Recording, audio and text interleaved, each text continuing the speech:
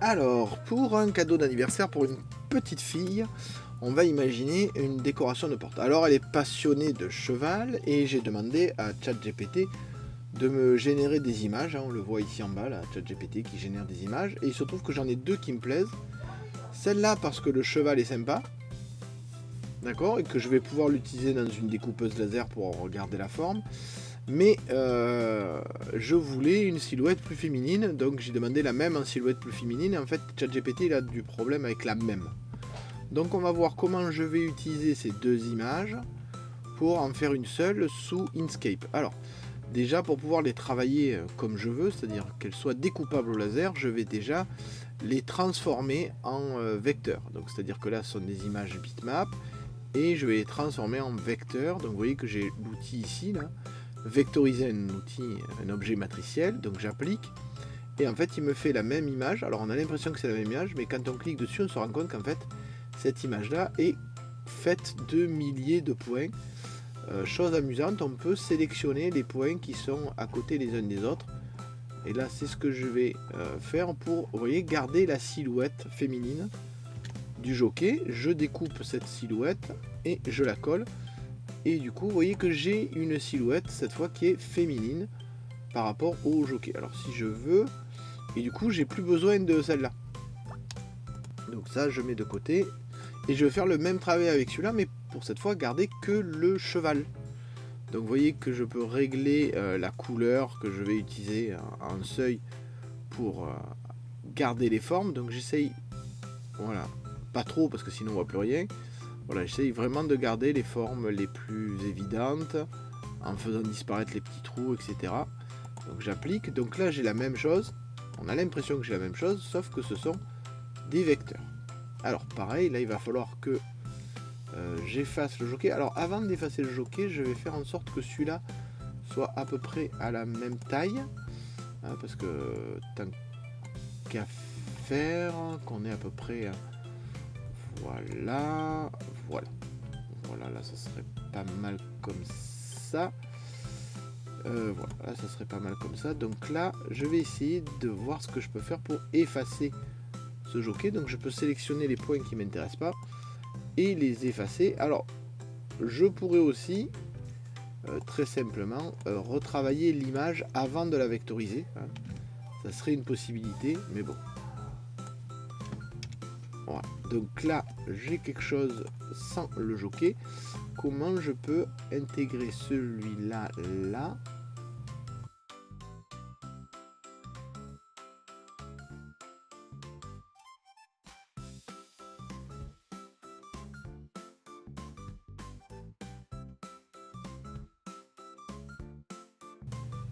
Donc là, j'ai le cheval que je veux,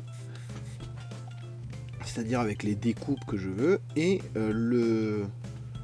Là, il va falloir que je corrige, parce que ça, par exemple, au laser, ça va pas passer du tout. Donc,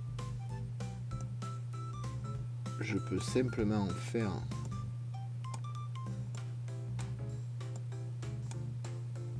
Comme ça, vous voyez.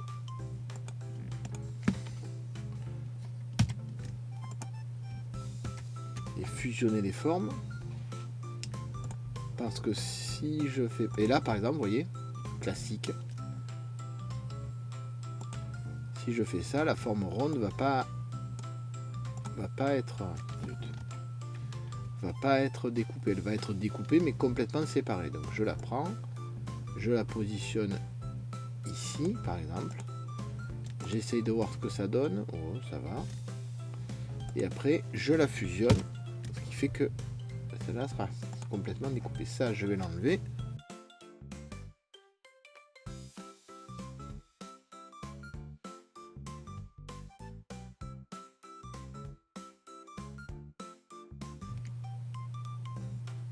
Voilà, donc là j'ai mon image. Donc deuxième étape. Maintenant que j'ai le cheval et que j'ai la cavalière que je veux, je vais fusionner les deux. Donc vous voyez, en fait, tout ça ne fait partie que d'une seule et même découpe. Donc maintenant, je vais pouvoir utiliser ça pour faire une découpe. Donc j'ai plus besoin des images originales. Je peux les supprimer et je vais chercher à intégrer le prénom de la petite fille à qui on va l'offrir. Donc maintenant, avant de faire la découpe, je vais bien évidemment intégrer le prénom. Mais d'abord, je vais changer la taille du document. Puisque j'ai un grand laser, autant en profiter. Hein. Donc là, c'est peut-être un peu exagéré, mais au moins j'aurai une taille maximale. Je sais dans quel sens je pourrais le faire. Et on va chercher à intégrer le prénom.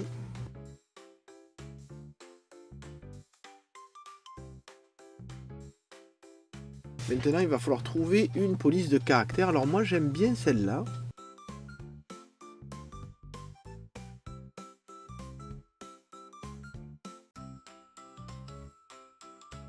Et hop, comme ça, je peux même l'accrocher au cheval. Oh, bah dis donc, j'ai de la chance. Donc, vous voyez, j'ai mon truc prêt à découper. Donc, maintenant, je vais sauvegarder ça. Je vais voir si ça fait la taille que je veux. Donc là, on est sur quelle taille? Parce que... on voit à peu près. On est sur du 27 cm sur 27 cm. Ça fait quoi? Oh, ça fait une belle taille quand même. Voilà. Peut-être un peu trop même. Pour aller sur une porte, je vais mesurer ça. Petit détail pour permettre une découpe correcte, je vais transformer... alors je vais copier mon texte au cas où. J'espère qu'on m'entend malgré le laser. Donc maintenant je suis dans mon garage, j'ai mis en route le laser. D'accord, qui permet de voir où on en est. Ça me permet... voilà, d'avoir disposé, vous le voyez peut-être à l'écran, ici le visuel, et je vais lancer la découpe. Voilà, je pense qu'il n'y a pas de souci, je verrai bien s'il y a un problème. J'ai utilisé un morceau qui me restait, puisqu'après je vais le peindre, de toute façon c'est pas trop grave. Bon allez, c'est pas tout ça. À la découpe, on se retrouve après pour savoir comment je fais justement la peinture pour vous montrer le dégradé que je vous ai montré sur le fichier. Mine de rien, il m'annonce quand même qu'il y en a pour 20 minutes de découpe. Bon, à la limite, c'est la machine qui fait, c'est pas moi. Hein.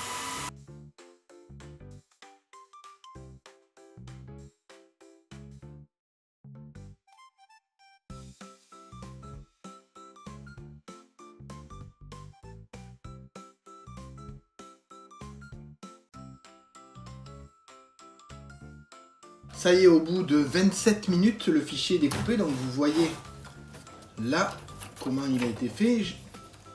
Il faut que, évidemment, je fasse attention à la façon dont j'enlève pour pas tout arracher, puisque le but, voilà, c'est bien d'avoir quelque chose qui va avoir toutes ces petites arabesques là. Vous voyez l'intérêt aussi d'avoir un laser un peu puissant, c'est que du coup tout s'enlève très très bien, même les petits morceaux là. Donc pour les suivants ici, je vais le faire avec une pointe ou une chose comme ça. Bon, on se retrouve quand j'ai tout enlevé, je vous montre comment je vais faire le dégradé.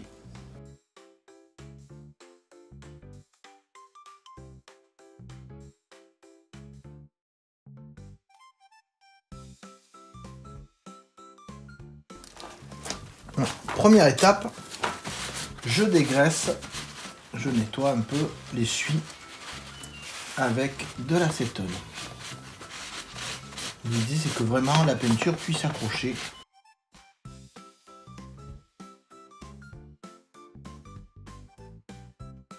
Alors du coup, pour faire mon dégradé de peinture, je vais utiliser de la peinture en bombe. Donc celle-là, je la prends chez Cultura, elle coûte 4,50 € ou 4,80 € la bombe. C'est moins cher que chez Leroy Merlin. Et ça va me permettre de faire des dégradés. Pourquoi? Parce que là j'ai utilisé, vous voyez, un support tournant que j'ai protégé avec un papier. Et ça va me permettre de passer ma bombe tout en tournant sans toucher mon objet. Première chose, je vais passer une couche de blanc évidemment pour avoir quelque chose d'uniforme. Et après vous allez voir, j'ai différentes couleurs pour faire les dégradés.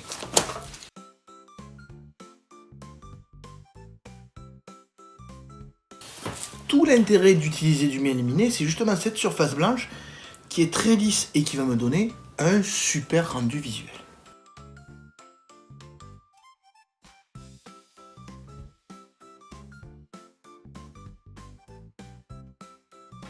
Voilà, vous voyez que finalement, j'ai obtenu assez rapidement un joli dégradé du blanc, vert, rose et un peu ce rose soutenu avec mes baumes de peinture. Donc l'idée c'est vraiment d'être délicat.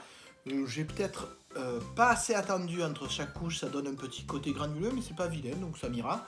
Maintenant je vais vous montrer qu'avec des Posca, on peut reprendre pour mettre certains détails à certains endroits. Mais ça bien évidemment une fois que tout sera sec, hein, pas avant, parce que sinon je vais dégueulasser tout ce beau travail, ça serait dommage. Bon, on se retrouve donc sur mon bureau là-haut pour les retouches au Posca. Voilà, donc dernière étape, une fois qu'on a fini, vous voyez que c'est fini là, c'est pas mal, hein, c'est pas mal. Donc dernière étape, c'est d'ajouter des pointes de lumière, mais de les ajouter au Posca. Alors toujours avoir un petit truc pour essuyer son Posca avant. Hein. Voilà, et vous voyez que là, ça va me permettre, par exemple, de rajouter des pointes de lumière.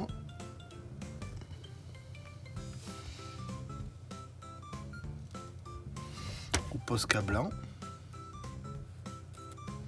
Si je veux faire ressortir certains éléments.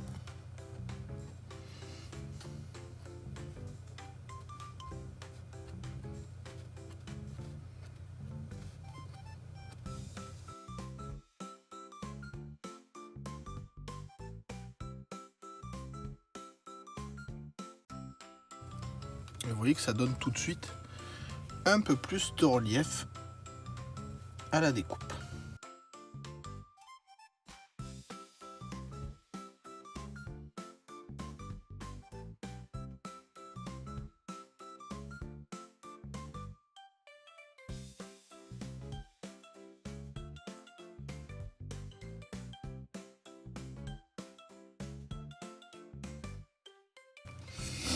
Et alors en plus, ce qui est bien avec les Posca, c'est que si on veut, on n'est pas obligé de faire tout au blanc. Donc si vous avez un Posca rose, toujours le mélanger, c'est important. Vous pouvez aussi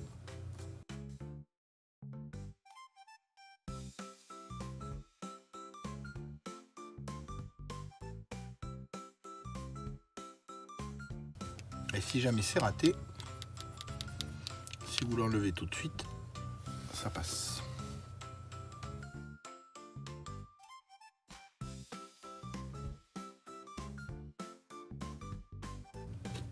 Donc vous voyez comment on peut faire une découpe personnalisée avec de l'intelligence artificielle, de la peinture, etc. Maintenant, la dernière étape qui va être essentielle évidemment, ça va être de mettre un petit coup de vernis là-dessus avant de pouvoir lui offrir son cadeau pour son anniversaire. Alors, puisqu'à faire un cadeau et que le papa de cette petite fille est fan de Pokémon, je me suis dit que j'allais faire un détournement d'une carte assez connue pour ceux qui font de la compétition depuis quelques temps, hein, parce que là, 2018, on est d'accord, la carte Lily. Bon, alors elle est parfaite, sauf que le prénom s'écrit pas exactement comme ça. Donc, je vais effacer le prénom, je vais augmenter les couleurs et je vais en faire un badge. Oui, comme ça, ça y fera un petit badge souvenir à mettre sur le frigo, par exemple. Allez, on voit ça tout de suite. Donc, première étape, modifier la carte pour modifier le prénom. Alors, je pense que je vais juste modifier la carte pour effacer le prénom et que je vais le modifier depuis Inkscape juste après. Donc là, pour effacer, ça va être long, mais pas très compliqué. Ah, je sais pas s'il n'y a pas carrément ici un outil de... Ah ben voilà. Gomme. On va prendre quelque chose d'un peu plus grand quand même.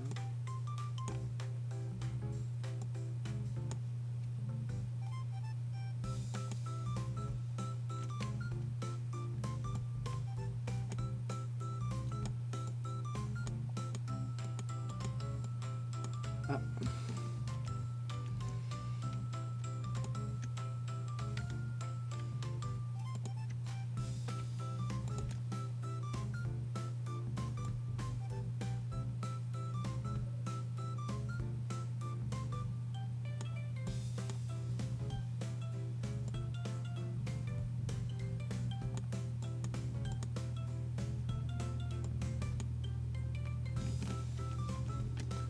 Voilà.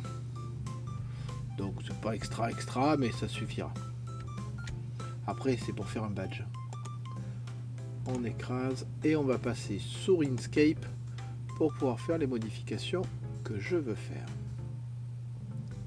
Voilà, j'ai donc un fichier SVG déjà, gabarit pour badge, donc qui m'a servi à faire d'autres badges évidemment. L'avantage de ce fichier Inkscape, c'est que dedans j'ai ici un gabarit, des gabarits pour la taille du badge et la taille du papier. Donc je vois que pour un badge de 58 mm, il me faut 58 mm donc pour le badge et 70 pour la découpe. Donc comme ça, ça me donne une idée de ce que je dois faire. Vous voyez que pour un 38, il faut 49, etc. Très très pratique. Donc en fait, je vais déjà faire un cercle ici et je vais le faire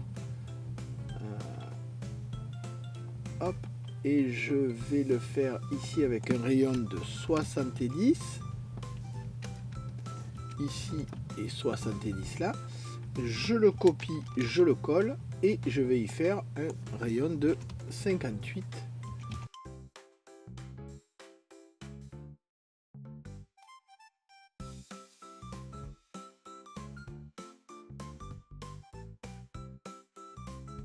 Donc maintenant que je sais que c'est ça qui va me servir pour faire mon badge pour son anniversaire, j'ai plus qu'à aller chercher mon image, ici, la mettre là. Vous voyez qu'elle est largement surdimensionnée cette image.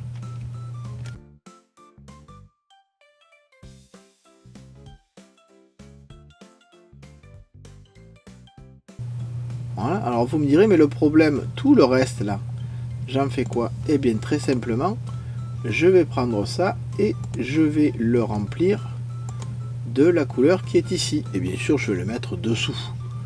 Même chose pour celui-là, je vais le remplir de la couleur ici. Et pareil, je vais le mettre dessous.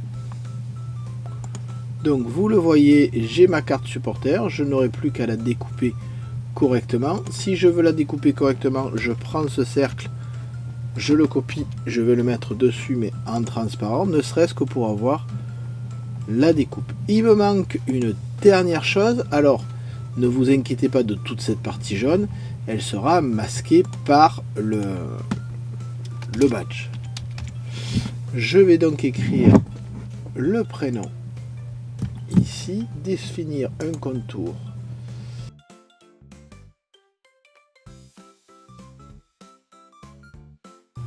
Et voilà, c'était pas le plus compliqué. Maintenant, il me reste plus qu'à l'imprimer, à la découper et à la mettre dans un badge pour pouvoir lui offrir demain. Bon, vraiment, c'était simple ça. Petit détail, je vais m'en apercevoir, fort heureusement. Attention, la taille du papier, c'est la taille du diamètre, pas du rayon. Donc là, mon badge, il est 2 fois trop grand. Donc je le prends, je fais en sorte que les deux tailles soient coordonnées et je divise par 2. Voilà, ça c'est la taille de mon badge. Je vais en imprimer plusieurs au cas où ça marche pas. Voilà, quitte à imprimer, autant en imprimer 2. Alors étape suivante, maintenant que le motif est fait, hein, je vais devoir le découper, donc je vais utiliser un cutter circulaire. On le met à peu près au centre, on essaye de voir, voilà, si en disposant là, on est bien au centre. Oh là, pas du tout.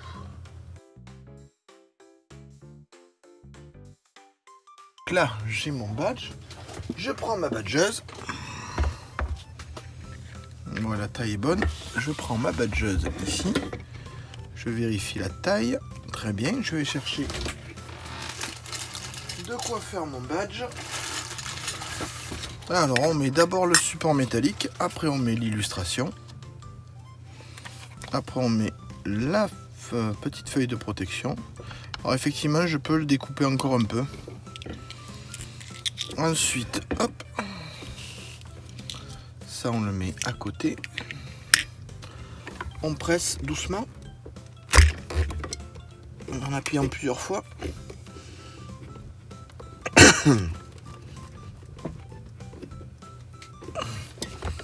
Voilà. Et la même chose, on presse délicatement jusqu'à obtenir le clong.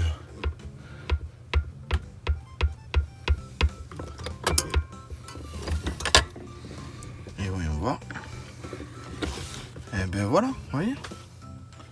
Nickel du premier coup. Parfait. Donc là, j'ai mon badge. On va juste faire... On peut ajuster un peu la forme, voilà. Dernière chose, vous voyez que quand on a fait un badge comme ça, l'inconvénient c'est qu'il faut percer pour le mettre dans un vêtement et l'accrocher. Alors une chose relativement simple que je ferai après, c'est d'utiliser de la colle chaude pour mettre un petit aimant comme ça.